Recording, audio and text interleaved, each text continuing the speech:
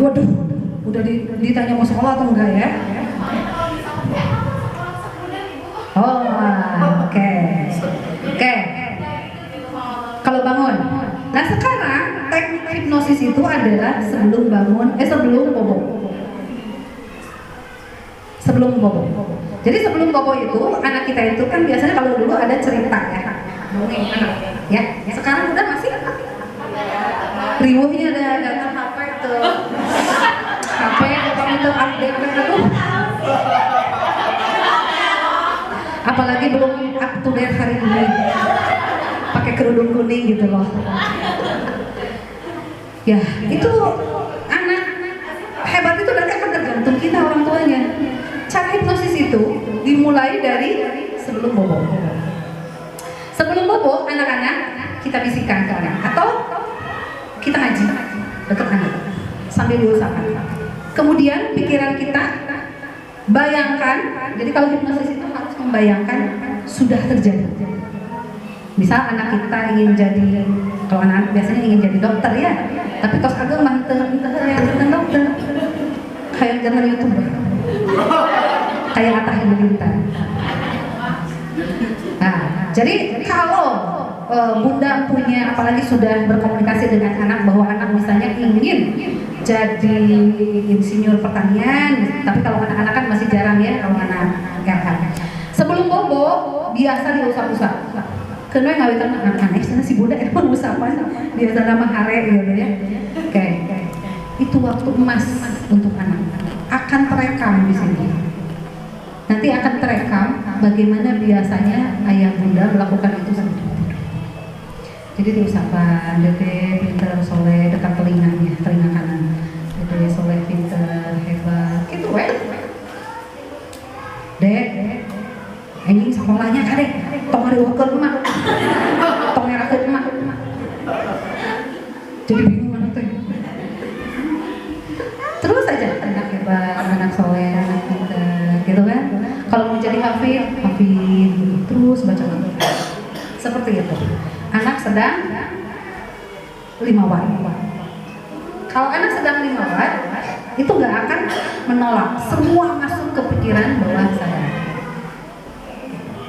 Ya, oke.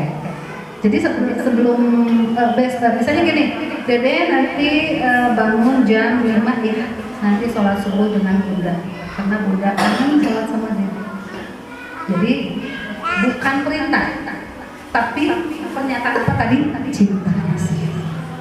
Contoh, dede bangun nanti jam 5 ya, kita sholat subuh karena bunda cinta sama dede. Dede sayang sama mama sayang sama dede, dan mama senang dede bisa sholat subuh, bisa berada di surga bersama saya. Terus aja itu kata-kata itu dulu ya sebelum tidur. Kemudian pas bangun tidur sama. Biasanya kan kami bangun tidur tadi dede di mana beruminanya kamarnya di mana? Ada kewe sama anak kita yang udah gede. Padahal di kamar kita, kamar anak pakai WA. Bangun. Nah, hipnosis itu adalah kata-kata yang lembut, dan yang kedua adalah sentuhan. Beda kan? Anak-anak yang diperintah dengan sentuhan, dengan teriakan. Begitu ya mungkin di sekolah juga ya. Seperti itu. Kita lanjut. Berarti sebelum teh. Oke, yang masih yang tadi. Jadi kalau secara fisik pelukan cuman rangkulan. Ingat. Ini tuh mati. Kadang-kadang anak yang sakit atau pasangan kita yang sakit nggak butuh dokter, cuma butuh ini. Butuh pelukan cuman rangkulan. Coba suami kita sakit. Ke dokternya istri. Ridho nggak dipeluk ke dokter? Langkahin dulu mayat saya. Jadi kalau mau berangkat sekolah itu anak dipeluk, karaos bisa. Itu penerimaan. Apapun adanya anaknya. Kenakalan yang disebut kenakalan menurut orang tuanya itu adalah belajar. Tetapi akan dimanai salah kalau oleh kita kalau nggak memahami tentang makna belajar bagi anak. Budak dianggap bangor, padahal yang membuat bangor itu adalah kita, karena kita nggak bisa menggunakannya. Ya, jadi kalau anak panas, demam, ke dokter. Nah, yang dibutuhkan itu adalah pelukan, ciuman, itu setiap hari. Sekarang kalau sudah belajar hipnosis, ayah bunda harus punya tulisan atau catatan checklist. Hari ini saya sudah mencium anak berapa kali? Saya sudah memeluk anak berapa kali? Saya sudah merangkul anak berapa kali? Contoh, anak nakal di sekolah, kata bu guru, Bun, maaf ya, tadi si Dede misalnya merebut mainan temannya sehingga terjadi. Yang terjadi di rumah, ayah bunda kalau ingin menjadi anak hebat berarti jangan dipatahkan ketakutannya atau jangan semakin membuat dalam ketakutannya. Kita peluk, kita rangkul, kemudian bilang, Dede, mama sayang sama Dede. Gitu kan? Mama sayang sama Dede. Oke. Lalu nangis, kurang, urun. Kita coba bayangkan, menuju nangis, menuju hoyong, di kurang urun. Sehingga nuju ngebuatnya anak mobil, direm, mendadak. Gitu kan? Kalau bisa. Kalau enggak kan kebanyakan udah biarkan dia menangis dulu. Diusapan. Pasti dia semakin nangisnya semakin kenceng biasanya. Kita juga kalau nangis ya, kunaon, urang teh keur nangis, nah kunaon. Diusapan. Nanti sudah berhenti dia bakal ngomong sendiri. Karena sudah tenang pikirannya. Hipnosis itu adalah menurunkan gelombang otak ke beta. Contoh, hipnosis itu gini. Kalau ayah bunda ingat-ingat kunci yang disimpan, lupa, diingat terus, kan manteng berarti pikirannya. Suka ingat nggak? Di mananya tadi nyimpan kunci, aduh, gitu kan? Toh saya di emutan, tiba-tiba emut ya. Nah itu hipnosis namanya. Jadi menurunkan gelombang otak. Jadi kalau gelombang otak kita dalam keadaan tenang menghadapi anak akan masuk. Ya. Jadi kalau misalnya nyuruh ke warung juga nggak apa-apa. Misalnya Dede lagi apa? Lagi main. Boleh nggak mama minta tolong gitu kan? Tapi itu juga harus dilihat dulu kondisinya. Budak lagi asik atau lagi apa gitu kan nggak enak. Atau kata-katanya mama seneng deh kalau Dede bantuin mama beliin cengeknya ke warung. Beda dengan Dek, boleh kan beli cengek mama? Mau hingga nembel? Beda. Kerasanya juga beda.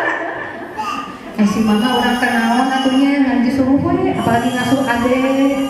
Betul nggak? Yang punya adek hari mama senengan nyuruh abdi teh ngasuh digaji gitu. Beda ya. Jadi yang disebut dengan penerimaan orang tua itu kita menerima anak kita itu anak kecil yang dunianya dunia anak kecil, bukan orang dewasa. Gak paham kebutuhan kita, tapi kita yang harus paham kebutuhan anak. Kemudian secara verbal yaitu ya pujian, penghargaan, menyatakan hal yang menyenangkan anak. Jadi sebelum berangkat itu, kalau anak ingin di sininya anteng, dipeluk dulu, dicium dulu, didoakan, ditiupkan karena embun-embunan anak, termasuk kepada suami. Ya, suka gitu? Ongkoh cina suami teh nanti di jalan jangan melirik kanan kiri sama yang herang-herang. Nah, ada di luar mah glowing, ada di lebat mah. Ya karena krem malam dan krem paginya ya belum dibersihkan. Jadi sama dibacakan surat Falaq Binas, Al-Fatihah, diusap. Suami saya juga saya setiap hari begitu. Bukan godaan dari perempuan aja, godaan di jalan, kumaha lamun puihna, tinggal nama. Kan? Kita nggak tahu. Ya, kurang teker ke suami. Gitu kan? Tiba-tiba yang datang adalah jasadnya. Kita kan nggak tahu. Jangan sok tahu gitu. Ya, seperti itu. Lanjut. Jadi menerima anak. Saku maha bangorna istilah anak itu adalah anak kita. Tanggung jawab kita. Ya. Kemudian yang kedua, untuk menjadi anak hebat, tadi yang pertama adalah penerimaan, nerima anak. Ya. Yang kedua, temukan kecerdasan anak. Ada yang sudah tahu belum kecerdasan anak?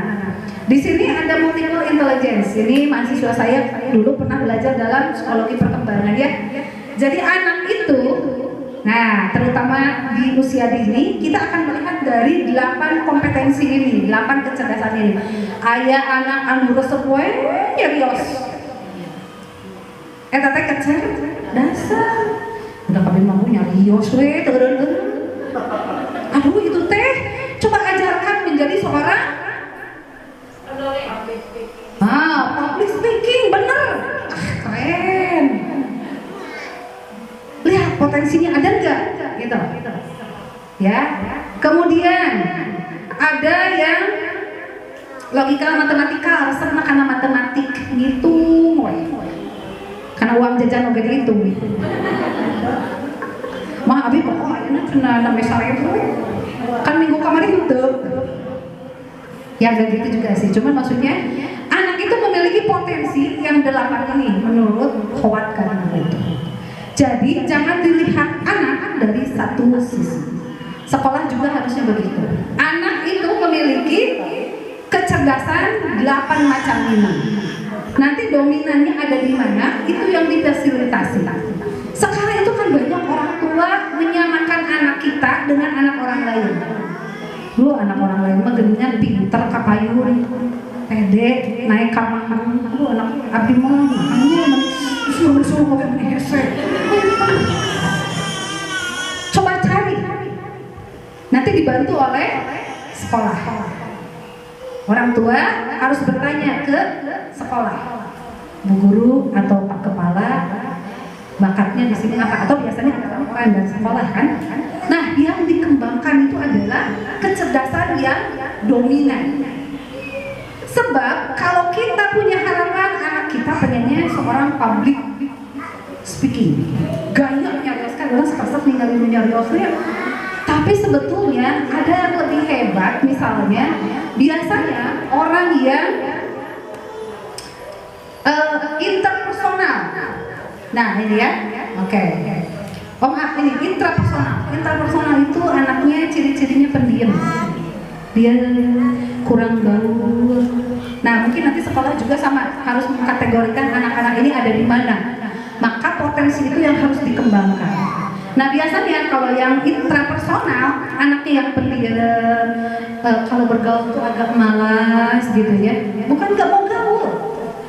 Justru dia itu kebanyakan anak yang seperti itu orang-orang lingkungannya adalah potensial bagus ketimbang anak yang interpersonal gaul nanti sama sahabat tapi kalau mau serasa kahiji atau seeta nanti itu berubah menjadi kepribadian kita juga sama ya. Nah ya kalau interpersonal anak itu biasanya senang membuat lagu jadi membuat karya-karya yang orang lain juga tahu padahal di balik itu semuanya anak kita terhebat. Ya, jangan sampai karena misalnya anak-anak kita tidak suka matematika dileskeun matematika, terbiasa ngojay gitu ya, dileskeun ngojay. Lihat dulu potensinya, kalau mau dileskan boleh, hanya untuk mengenalkan saja, tetapi tidak menjadi dominan. Lanjut, nanti ini mungkin secara khusus terakhir. Oh ini sudah ya, jadi ini yang tadi disebutkan dengan bahwa anak itu di dalam belahan otaknya itu ada otak kanan, otak kiri sama. Jadi kalau otak kiri biasanya anaknya lebih cenderung pendiam. Kalau putra bunda ada yang cenderung pendiam, logis, realistis, orangnya tuh selalu lamun aya yang nonton protes. Nah itu biasanya ciri-ciri otak kiri kecerdasannya. Kecerdasannya mama kieu dan sebagainya otak kiri. Praktis, urutan detail, anaknya teh kudu rapi, nah itu otak kiri. Ya. Nah, Kemudian to the point, laksana dan gampang stres. Nah kita juga sama. Kalau kita memiliki otak kiri, lebih dominan otak kiri, kita cepat stres. Berbeda dengan orang yang otak kanan. Nah kalau yang otak kanan itu tadi anaknya yang senang musik, senang seni-seni lah pokoknya namanya.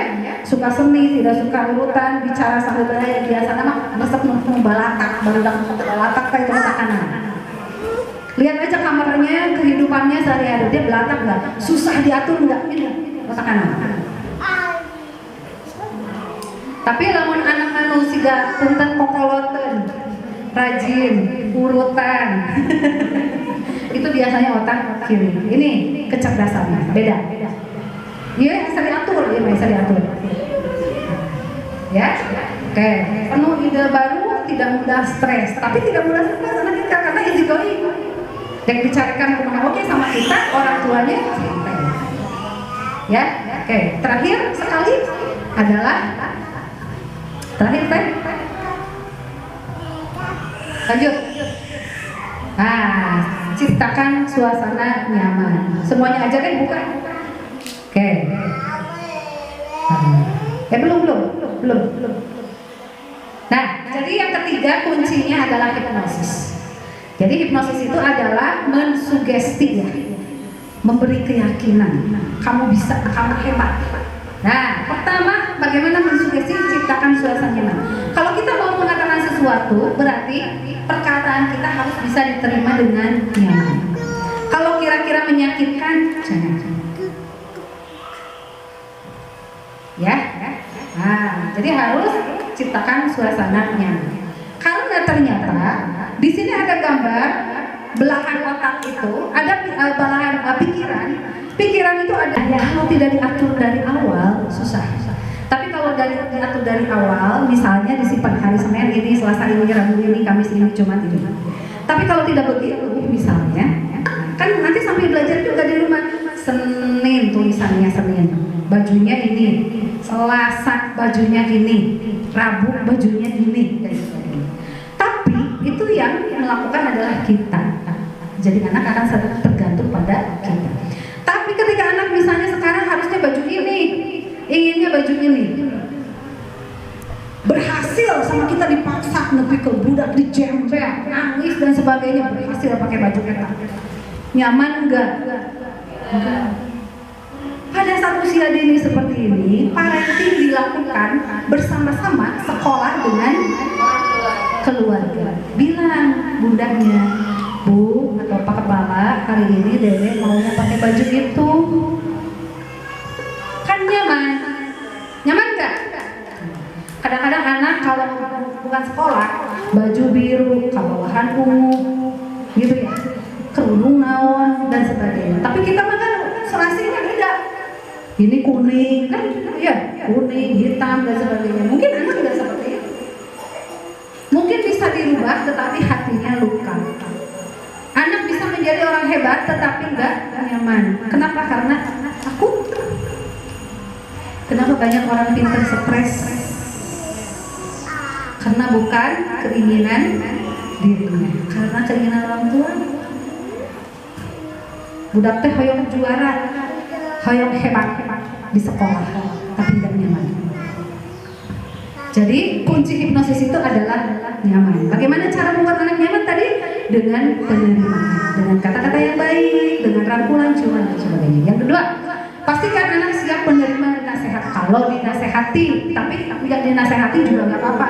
Kalau setiap hari kita mengatakan hal-hal yang baik. Yang ketiga, beri kalimat positif saat anak masuk gelombang theta. Nah, gelombang theta itu adalah saat anak 5 waktu. Nah, nanti bisa dipraktekkan di sekolah, lamun anak belajar, terus tinggal ditunduk-tunduk gitu.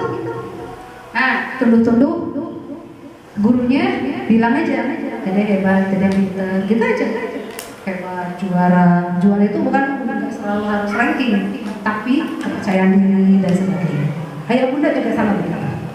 Pada saat anak misalnya mau tidur, bangun tidur, kemudian dia lagi asik main gadget atau lagi asik aja, lagi asik itu gelombangnya terkembangkan, ya. Terus sampaikan sugesti dengan suara yang lembut, tak eta lembut mengesetkan. Aku rowo maka sebagainya. Jadi parenting itu memang mengajarkan kita untuk jangan dulu mengharapkan sesuatu yang baik kepada anak kalau kitanya belum. Jadi harus yes dulu. Saya lembut enggak ya? Oh yes. Bukan berarti yes lembut. Enggak. Maksudnya kita itu udah nggak bisa. Jadi kalau mau ngomong ke anak itu, aduh hati-hati ya, takut menyinggung perkataan kita. Ya. Kemudian lakukan secara berulang-ulang. Nah ini supaya masuk tembus ke pikiran bahwa ya. Nah seperti itu. Jadi kita harus menjadi figur otoritas. Figur otoritas itu adalah ahli dalam melakukan hypnoparenting ini. Kalau kita mengasuh anak kita dengan kayak gaya pengasuhan nenek atau ibu kita itu beda. Ya, lebih nurut ke siapa? Ke nenek. Kenapa? Kenapa? Karena ini semuanya nyaman. Betul nggak? Nyaman sama nenek mah. Tapi kalau sama ibu